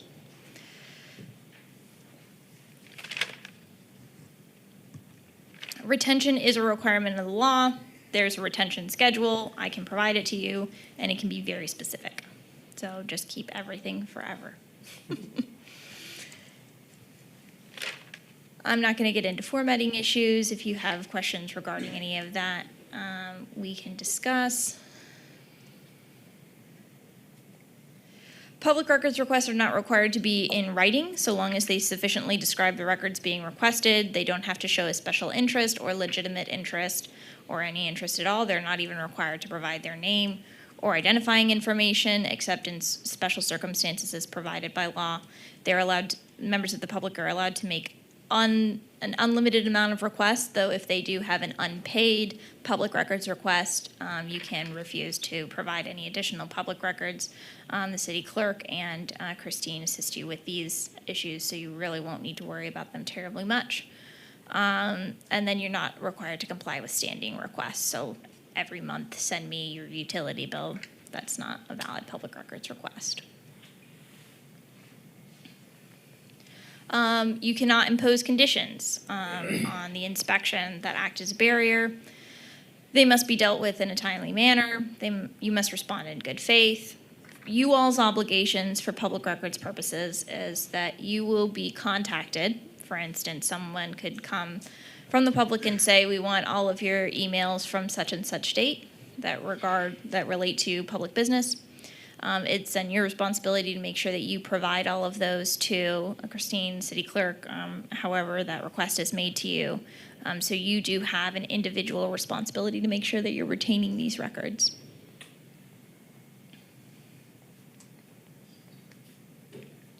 There are very narrow instances in which requests can be denied. I'm not going to get into any of them because they're not common. We always finish with some general rules that are published by the Florida League of Cities. This was published in 2011, Quality Cities. Several rules. If you think it might be wrong, it is. Don't get yourself into a situation that tempts to dishonor. Is there anyone that gives you something and doesn't want or expects something in return except your mother, and you can't be sure about her? People don't give elected officials or government employees gifts because they like them, but because they want something. At best, it's a sense of obligation. And can you accept a gift that does not influence you? So these are the general rules published by the Florida League of Cities. Florida League of Cities is also another excellent resource to the extent that you have any questions about anything. And that is the fastest ethics, sunshine law, and public records presentation I've ever given. Any questions by the directors? I have one, and it may end up going into a motion, but I think anytime a member of the authority is going to meet with a member of the city commission, if that even happens, that should be a public meeting. That would be two entities, even there were two separate groups, we're still part of the city. So I think that needs to be identified as a public meeting at that point in time. So I'm open to discussion, but that's something I had thought about. It brings everything into the sunshine, and then we all have the same information. It's not just one individual coming back and reporting. We all get the same information at that point. So, Free-Fio, I would like to make a motion that we do that. So the motion would be that anytime a member, an authority member, and a city official, specifically an elected official, would be meeting, that should be advertised as a public meeting, just as if it was two of us meeting separately talking business. So if we're talking business, then that has to be a public meeting. Do we have a second? Or that's an actual motion you're making, so Yes. you're looking for a second, or any discussion about that? I would just say it's going to tie the chair's hands quite a bit, because there's going to be numerous times. I mean, Okay. gosh, I know Well, where you're you've been going on with the that. board, so you tell I me. know where you're going with that, but it really would, despite what people think, that the utility and the city are conjoined by 33 different possibilities. And sometimes the mayor and the chair are gonna have to talk, or the city manager and the chair are gonna have to talk, and imagine if it needs to be done right away, and I say, let's publicly notice it, and the event could have went. I respect what you're saying. I couldn't support it because of that, because I'd be tying his hands. I need him to be my chairman, not my, you know, and I trust him to come back and say, hey, this is what happened in the meeting. And that's what I'm hoping that we have here, so. Okay. I got you. Yeah, good. I think you make a, anybody else have a comment? I'm sorry, I don't want to, no, okay. I think that actually, you know, I've been in those situations when we were negotiating, you know, with the purchase of the biomass plant, and there were some things that just absolutely you couldn't get done. But I respect wholeheartedly the idea behind it, and I certainly would take very much to heart that I or someone else on the board would have to report back at that next meeting, you know, the details of that, or at least the direction that we're talking about. I think that's appropriate. That's, yeah, for I any think of that's us, what you're saying. for any of us members. Right. You know, yeah, I agree with it. Yeah. Or director, or citizen. Directors, or yeah, whatever. whatever we are. And I do have a couple of As long as questions. we're not neighbors. I have a couple of questions when, Oh, absolutely. well, okay. Oh, but are we finished here? Oh, you want that? You no, want to no go questions. into member comment? Well, No. she concluded and asked for a question. Okay, there you go. That's why I Sorry. raised my hand. That's cool. Take the blue pill. Okay, something that does happen quite a bit. Dave and I are talking about scooters, golf cars, and the Air Force. So we're passionate. I mean, we're getting at it, and all of a sudden we go, can you believe that plant? Can you believe that thing was shut down for 6 weeks by accident? What's our cure? All of a sudden, and we all of a sudden look at each other and go, okay, stop. What's the cure? So ideally, we stay away from those to the Well- extent that they do happen. You haven't seen Dave and I passionately talking No, about golf no, carts no. and scooters. There you go. The best, once it has already occurred, the best thing to do is, one, stop the conversation. Of course. Two, immediately write down everything that you all just discussed, and three, will make those, make that information public At the next meeting or ASAP? ASAP. Okay. That's really the best that you can do under Yeah, those because I mean, circumstances. it could happen. And I mean, I've gotten close and all of a sudden go, stop, you know? I'll say communication and so the CEO sends out an email to all of the board members, and I know that horrifies you. At the bottom, it should say, do not reply all. But Mr. Bilarski happens to be one of the smarter ones, and he replies all. Conversation ceases right there. Or did he violate? I'm not sure I understand the question. So- Did he, So the CEO sends out an email to everybody and go, hey, by the way, you know, which he probably shouldn't do, but he did it. And he said, by the way, we're gonna go into a maintenance outage on biomass, and we're gonna do this. And instead of me going privately back to him, Bilarski, Mr. Bilarski, Chair Bilarski goes to everybody and answers back. You know, because we all hit reply all Sure. without, what do we do? And I'm not saying he has or will, but, very, very similar to the previous answer, which is just make it available as soon as possible. okay, it was an error that happened, but the best practice is not send out emails These to things do everybody. happen, and the faster that you can make them available to the public, the better. Okay. And then cell phone. Mine was expected by Gainesville Sun via public record request. And the only cure to that is if GRU gives us all cell phones, and we swear we never conduct business on cell phone. Is that correct? You could go out yourselves and decide to get a second cell phone. You don't know me, I'm very cheap. But I mean, is that not, because that's what I was told on the city. The city did offer us separate cell phones. And I didn't want to carry one, but the Gainesville Sun wound up with my cell phone with me and present, and they spent 2.5 hours going through it. That can happen, Okay. Just want everybody to know that. absolutely. And It's same not thing can fun, by happen the with way. your email, your computer, if you're Teams messaging or Facebook messaging or any communications whatsoever, any communicative device that you use to communicate with each other can be used. So definitely try Unless you and- have a dedicated everything. Correct. Okay. Yep. Only reason I'm saying that, it was not fun. I imagine not. They found nothing, by the way. Thank you, Chair. Thank you. I think we found the new chair of the Ethics Subcommittee. No, buddy, It sounds I'm like you've had a telling you. lot of experience here. No, I mean, I've watched, there's huge videos out there, and I've watched them and Yeah. watched them. Nicole Shalley and I have had, yes, Dan and I have had conversation. It's that important. And It is. the supermarket deal happened, a guy got put in jail because he was telling a friend of his about a project coming up, and he got put in jail. So that's why I brought up the supermarket. Well, and you have to be particularly careful. You have business that you Oh, conduct in the city. And Yeah, thanks. so that's very difficult Yep. for you. I get that. Any other questions of the attorney? If not, we can go into director comment or member comment if you choose, whichever. Anybody have any further comments they'd like to add for the good of the order? I would say, there were a couple things that were mentioned at, the citizen comment or customer comment. I wrote a couple of them down here. But first, I'd like to give a shout out to the former directors that aren't here, and that would be Bob Cairo and James Coates. God bless both of them.